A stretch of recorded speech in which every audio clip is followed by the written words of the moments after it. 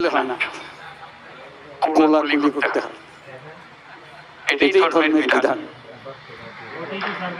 আমরা কোলাকুলি করি, সবাইকে আপন করে নিই।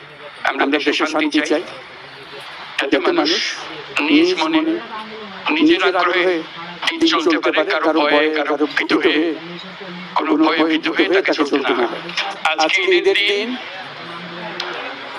আমরা সবাই একত্র হতে পেরে অত্যন্ত আনন্দিত।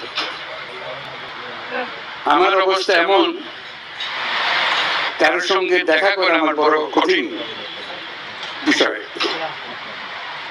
কাজে আজকে একসঙ্গে এতজনের সঙ্গে দেখা করার সৌভাগ্য পেয়ে আমি অত্যন্ত কৃতজ্ঞ। আমরা আজকে ঈদের মহা উৎসব আমরা পালন করছি।